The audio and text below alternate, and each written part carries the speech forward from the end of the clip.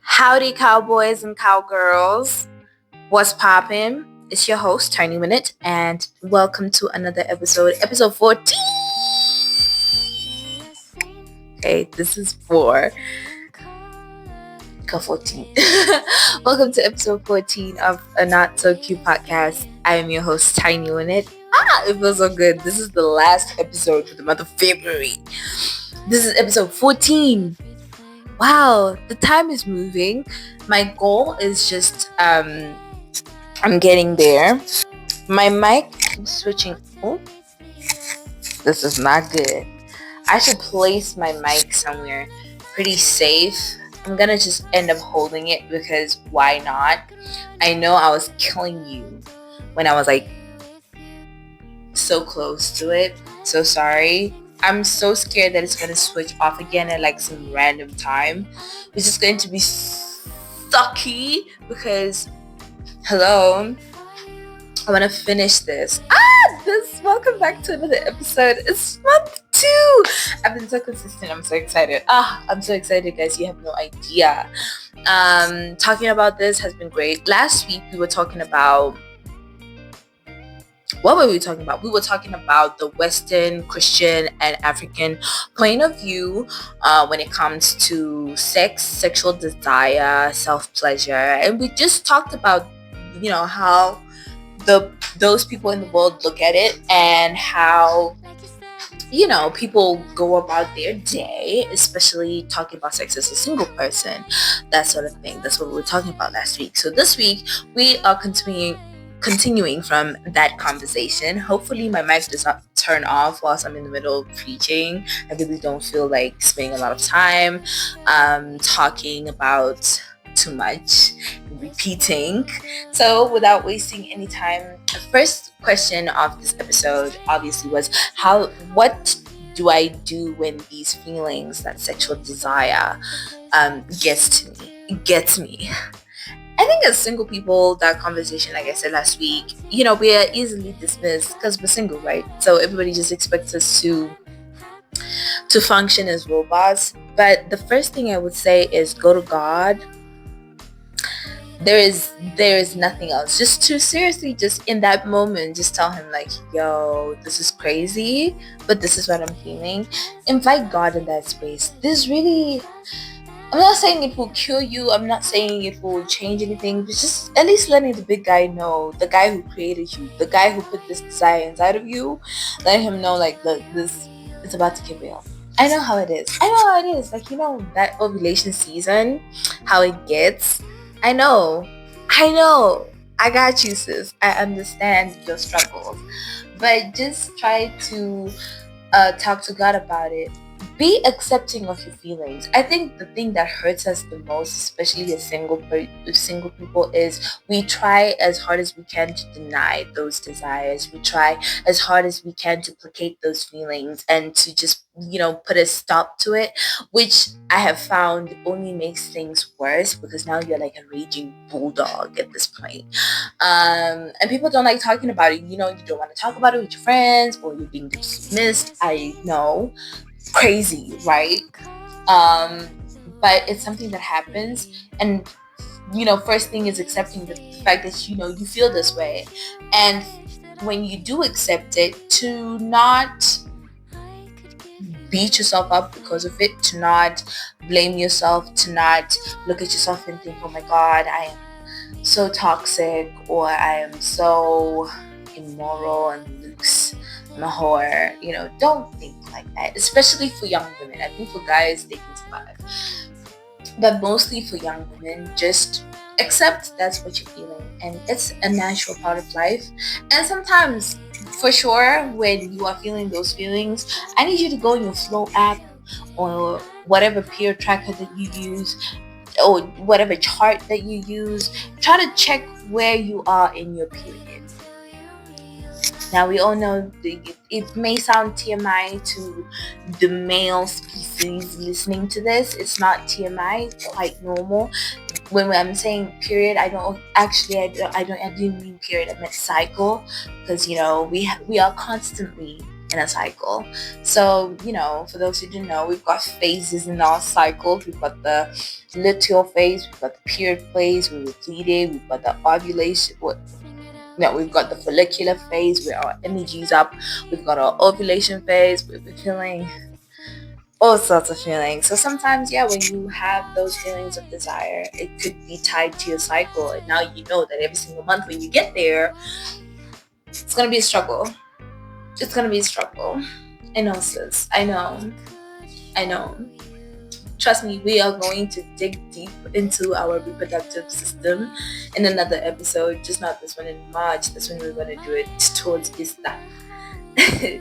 But for now, just try to do that. And what else? Besides accepting those feelings. Usually, for me, what I would encourage doing is working out. You've got this, it's pent up energy. You know what I'm saying? It's like pent up energy, pent up frustration.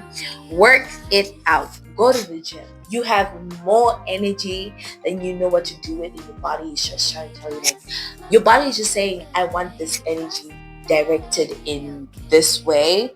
It's now.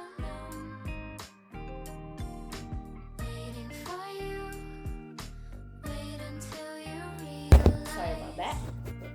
My mic, I prophesied that my mic is going to switch off. Probably because I didn't charge it, which is sad, knowing that I knew that I'm going to be using it, and then I didn't charge it. That's a foolish thing I did there. But it's too late to kind of hate myself because of it. I'm so sorry. So you may have missed a sentence or two, but work yourself out. Work yourself out, work out, do some work, like redirect that energy into a project, into a creative project. Y'all are seeing all my bottles behind me, whatever. Like, redirect that energy, redirect to something productive, like creative. Like right now, I have this podcast, I am doing several things at the same time because I also get bored very easily, so I do different stuff every day. But just to do all those things and just find somewhere where you can, like an outlet for you. It could be sports, it could be whatever you want it to be. Volunteer, go to a church thing that's happening, whatever. Just be outside of yourself. What usually happens is when you start acting on those feelings, when that thing of self-pleasure, all those things just come to mind, it's usually because you are alone, you're idle, and you have nothing else to do with this pent-up energy, and you just decide, fuck it, let's do it. So what I would encourage you to do is just really work yourself to the bone. Work yourself to the bone and forget about it. You're not going to forget about it because your body is not going to make you forget, but what else are you going to do? What else are you going to do? Nothing. So talk to your friends about it, even if they don't understand, especially when you're talking to friends who are in relationships who have never been single long enough to understand. They might not, get it, but just let your community know, like, yo, this is what I'm going through. Okay, so please, don't leave me. That type of thing. And if you are the girlies who want to do self-pleasure, like, I'm not gonna stop you, but we did talk about it last week a little bit, so maybe go back to the 18th episode. I literally said the 11th. I was so wrong. I'm so sorry. It's the 13th episode. Last week's episode was not 13th, so you might want to go back there. Just saying. So that's something to do, and journal about your feelings. Journal, and there are so many outlets that you can choose to let your feelings know, to talk about your feelings, all those things. Listen to a podcast. Listen to my sister's podcast. brilliant episode where they talk about this as well. So yeah, there are so many outlets and ways to. Second question was, what do you do when you're single? So my thing is, take this time when you're single to figure out what your sexuality is. When I'm talking about this, there are several things that come with, sexuality. So some might discover that they're actually not heterosexual, or they do not want to identify as heterosexual, and that's okay. Some will find out that maybe they are demisexual, a person who only feels physical attraction to a person that they are emotionally attracted to. So take this time to learn about sexuality. Take this time to gain knowledge, and then have and build wisdom on that knowledge, and say, look, this is something that applies to me, this is something that doesn't apply with me, this is something that I agree with because of ABC, and this is something that I disagree with because of this. Because a lot of people, y'all are crazy. This country is full of homophobia. Like, let's talk about it. There was a post that was made on TikTok. I think it was Shemaine Joseph's TikTok, which is pretty dope, with her friend. And the friend was attacked by multiple people. What shocked me was, why would you then respond to somebody else's TikTok with her friend, right? They did not attack anyone. They did not hurt anyone. I think it's the way he was dressed. He looked fabulous. I'm gonna lie. He looked fabulous, darling. I was still like, me also, I need a bit of belt at this point, right? I remember watching it and thinking he looks actually pretty awesome. I don't remember his name. That's the problem. I think it's Keenan, actually. I don't remember his name. But he's on YouTube now. I haven't watched his channel, but it was recommended. It was on my For You. So I think I'm gonna check it out. I was like, he's so sweet. I could tell. And he's minding his own business. And somebody responded with 3 TikToks. One account, 3 TikToks talking about, like, you should go and kill yourself, you should die. Why would you spend so much energy on somebody else? How about you go and treat your girlfriend right? Go and treat your girlfriend correct. Why are you trying to attack a person? And I know a lot of people will then try to, not try, they do. They'll use the Bible as a way to like weaponize against people who are in the LGBTQ. Not saying that I think this person is a part of this. It could be just they're metrosexual, they just like dressing that way. He never said he is. I don't know why people just saw the way he dressed, literally, and just said, yeah, we're attacking him. But even if he is gay, just say, like, why do you then have such a visceral reaction to a person who didn't hurt you? Did they ask you out?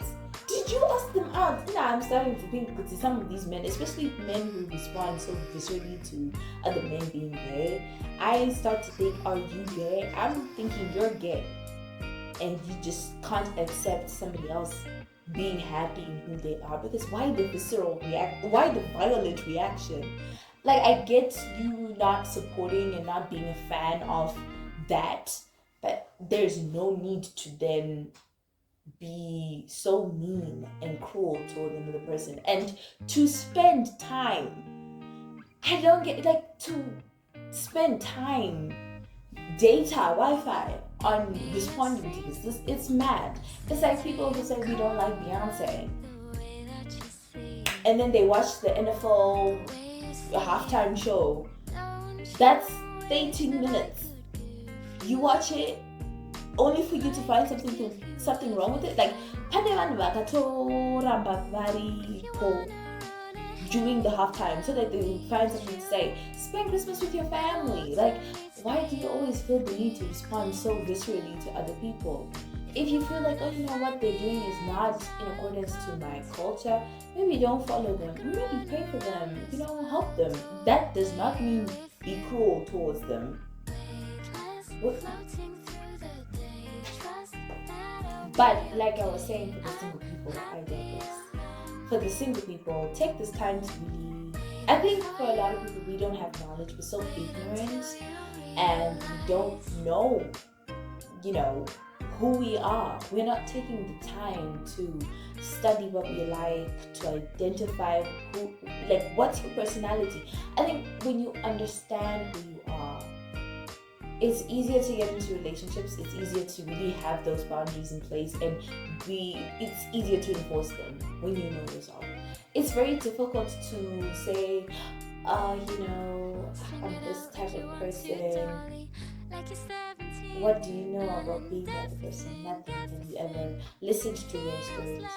I think as single people, we need to take this time to learn about ourselves relationally, through our friendships, our family, at work, at school, wherever, and try to gauge the type of people that we are. Because I think when we get in relationships, it's always exciting, isn't it? Like, relationships are fun, especially those first days. They're fun. And when you're single, you just be like, I ain't singing no more. Yeah. You remember when people were singing to you, gonna die and it's gone. You remember that time. And now you're looking at them like, and I've got a boyfriend. Where's yours? And relationships are fun. But when you don't know yourself outside of your relationship, and you don't have an identity outside of your relationship, and you've been single for some time, that's scary. So take this time to learn about your sexuality. Take this time to learn about God and understand His character. To know what He says about these things. Or it doesn't have to be just for Christians. Like, know in your religion, if you're an atheist, I'm pretty sure you need to have something you believe in. I refuse to acknowledge people who say, I don't believe in any higher power. How are you surviving? If you are an atheist, I really am curious. Like, how are you surviving without knowing there's a higher power? Just knowing, Kuti, you are the one who's in control of your destiny. Like, let me know. I'm curious. Because, child, it's something that I don't want to think about. If somebody told me that, I'd be like, don't say that. So I'm curious to know. So yeah, take your time.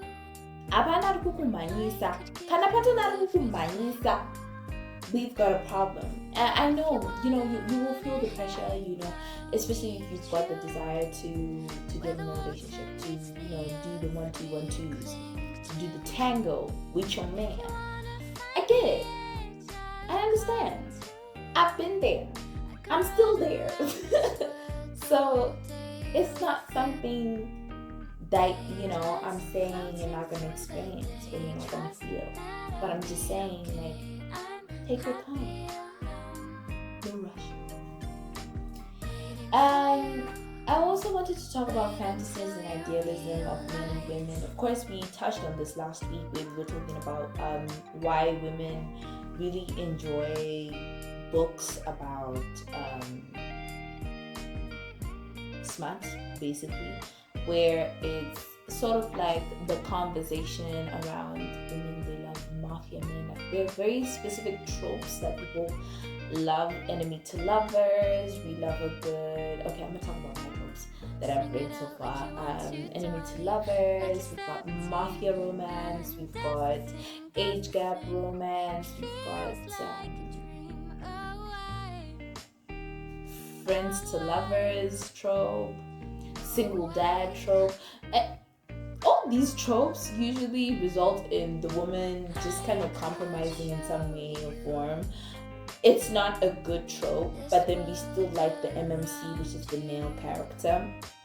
We still like him because the things that he's able to do, he is very romantic. Even if he's a grumpy individual, he cares about this person. He puts her first. He's always like thinking about her, etc., etc. Like, why are we so obsessed with that story? Like, why is it we can't catch a break right? But why can't we catch a break? Why is it so normal for us to choose the person who's bad for us? Why can't we have a great guy who's just a great guy and go for that guy? You know what I'm saying? The conversation around girls not liking the nice guy, and it's pretty true. Like I've experienced it myself, where it's like there's a nice guy and I'm like, eh.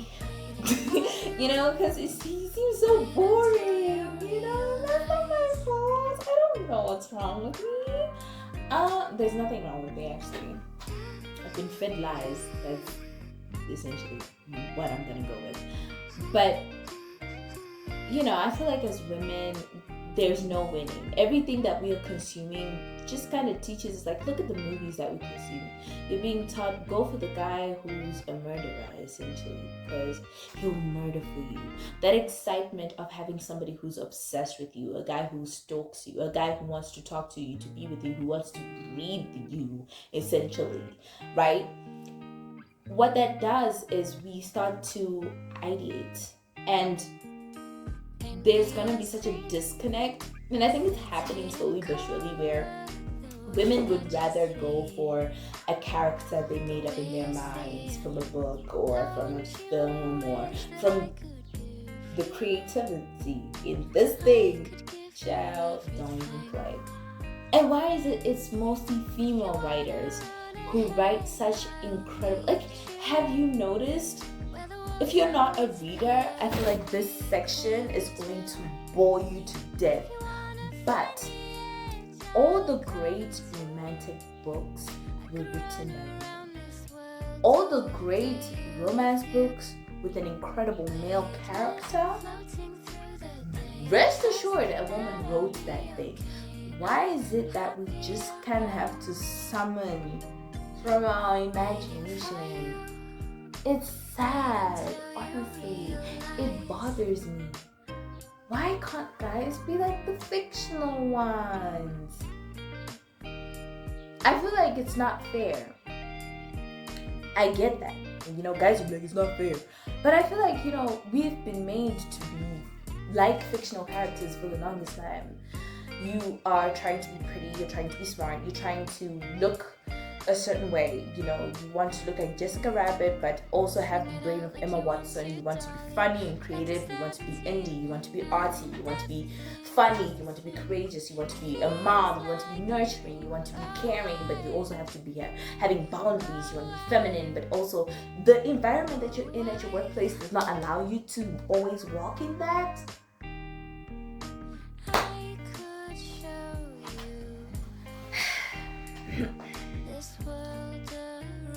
We can't win. So when we are alone and we now have to create a character in our minds, we create the most beautiful, stunning male characters. And when men did comment, of course, about the whole can't you be like fictional men. They were like, it's unrealistic, the standard is too high. Men have been holding us to a very high standard for the longest of time. I know there's somebody watching this and thinking, she's got flabby arms or something. Somebody's thinking something. I don't know. I don't care as well. What are you saying?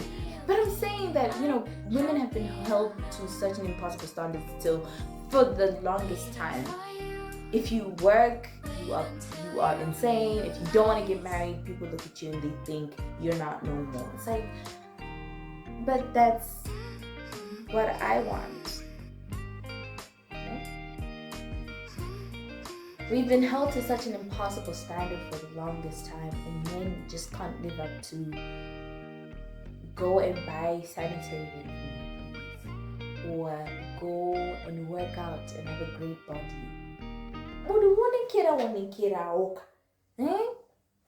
Have money, be a billionaire. Other people, they're in the mafia making millions.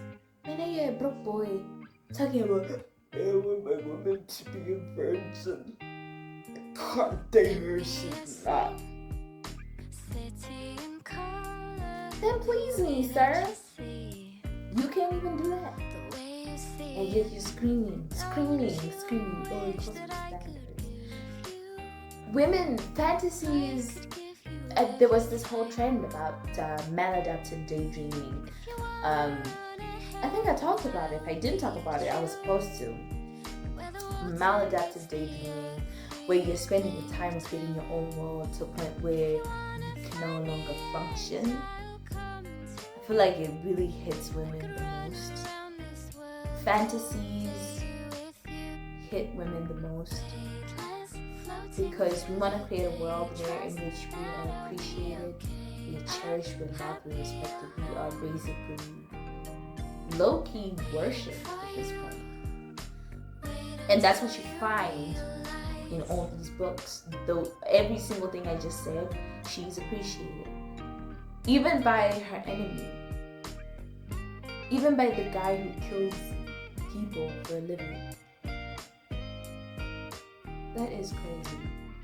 That is crazy. Crazy. And there's this rise in femininity content. How to be more feminine. You have to speak softly, shave your legs, shave, wax, make sure your hair is always nice, make sure you've got makeup on, make sure you always, look nice, make sure everything is good, make sure everything's tight, make sure. You have to do hobbies. You have to speak a certain way, and you have to make sure that you always have a hobby, and they're feminine hobbies. There's so many instructions for women. Yeah, of course there's the red pill content. I think I've talked about this where the guys are being told also what to do. But I feel like for feminine content is never for us. For the guys, it's always for them. For us is, and attracting a high value man. Gosh. Let's just take this moment. If you're a woman and you're watching this, and if you can, I just need you to close your eyes. And just breathe. A deep breath. And out. You are doing so well. It doesn't matter if people think you're mediocre. Not everybody is gonna be. You're not even mediocre to me. I can see you. But I feel your impact. You hold your community. You participate in your community. You give back. Even on days you have nothing to give, you give. Thank you. Thank you for the love. Thank you for your gift. Thank you for your voice. I want you to think of the fact that your voice, it matters. Your voice matters. My voice matters. This is how I chose to share it with the few people. This is how I chose to share my voice. But it's not the only way to choose from. You're doing so well, Mama. And I know the world will tell you jump, skinny, fat, thick, this, that. The world is going to try and put you in a box. The minute that you do not accept a box, the world will go crazy. So you might as well start now. Just start now and say, you know what, F it. I don't belong in a box. I'm a person. Even if you put me in a box, I'll jump out and I'll fit in another box and I'll fit in another box. And you know what, I'll take a whole wall out of this box and put it in another box. No one can stop you, mamas. You got this. Okay? The rise of femininity content is really concerning to me because for the young people, I used to be one of those people who used to consume femininity content like a crazy person because I wanted to be, attractive. I had my phase, my male gaze phase. It was short-lived, I will tell you that. It was too much stuff. I had to speak soft. I had to talk less. Clearly, I have a podcast, guys. I can't, and don't tell Lisa, guys. Like, those are new. And I can't always be skinny. People be like, be skinny and fit, have a flat tummy. I don't know. No matter how hard I try, I can't. PCOS is a bitch. So